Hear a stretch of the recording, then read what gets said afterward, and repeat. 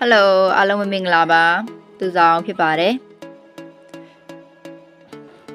ယင်တခါမီနစ်လေးတွေတင်ပြပြီးခဲ့တယ်။ဒီတစ်ခါမှာဥရဲ့အတန်သုံးမျိုးဖတ်ပုံလေးကိုတင်ပေးပါမယ်။ဒါလေးကအရေးကြီးပါတယ်။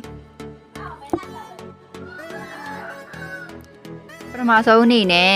သူ့ကိုရှေ့ဆုံးမှဆိုရင်ဥလို့ဖတ်ရပါမယ်။ဘယ်လိုဖတ်မလဲ။ဥမှတ်မိကြရရဲ့မလား။ဒီဥလေးကိုအဲ့တော့ဘယ်လိုဖတ်မလဲဥရှေ့ဆုံးမှဆိုရင်ဥလို့ဖတ်အဲ့လေးမှတ်ထားပြီပါအရင်ဆုံး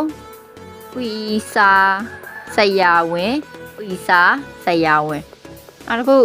ဥပမာလေးနော်ဥပမာလေးနဲ့ပြထားပေးပါတယ်ဥဂျာကလတ်ထိုင်ဥဂျာကလတ်ထိုင်တအားကြီးတွေမှတ်စရာမလိုပါဘူးရှေ့ဆုံးမှဆိုရင်ဥလို့ဖတ်ဒီလိုလေးမှတ်လိုက်ရပါပြီနောက်တစ်ခုရှေ့ဆုံးကမဟုတ်ရင်ဤလို့ဖတ်ရပါမယ်ဤလို့ဖတ်မယ်နော်ဟွဲဤဟာတာဟွဲဤဟာတာစီအဝေးလောက်ဒီဟွဲဤဟာတာအစီအဝေးလောက်ဒီနှစ်ခုရပြီနော်ပထမဆုံးတစ်ခုရှေ့ဆုံးမှဆိုဤလို့ဖတ်ဤစာဤကြရှေ့ဆုံးကမဟုတ်ရင်ဤလို့ဖတ်ဟွဲဤဟာတာအစီအဝေးလောက်ဒီ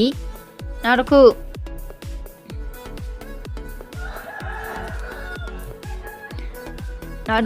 ပိုင်ဆိုင်မှုကိုပြရင်အဲလို့ဖတ်ဘယ်လိုဖတ်မလဲအဲ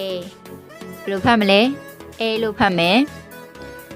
သူ့ရဲ့အဓိပ္ပာယ်ရဲ့ဤအဲ့လိုမျိုးလေးတွားပါတယ်အဲ့ဆိုကြည့်မယ်နော်အာဘောဂျီအေရှင်ပါဒါတော့မတင်ရသေးပါဘူးတတ်တန်နေရအာဘောဂျီအေရှင်ပါအဖေရဲ့ဖက်နဲ့နောက်တစ်ခုနူနာအေရှိမအမိုင်စကတ်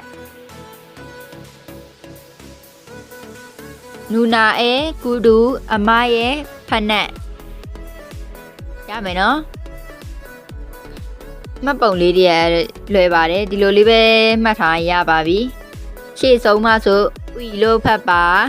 ရှေ့ဆုံးကမဟုတ်ရင်ဤလို့ဖတ်ပါပိုင်ဆိုင်မှုကိုပြရင်အဲလို့ဖတ်ပါဒါလေးတွေမှတ်ထားလိုက်မယ်ဆိုရင်မရောတော့ပါဘူးရှေ့ဆုံးမှလာလို့ရှိရင်ဤလို့ဖတ်မယ်နော်ပိုင်ဆိုင်မှုကိုပြမယ်ဆိုရင်အဲလို့ဖတ်ပါကဲဒါဆိုရင်ရကြမယ်နော်အားလုံးပဲဒီလောက်ပါပဲ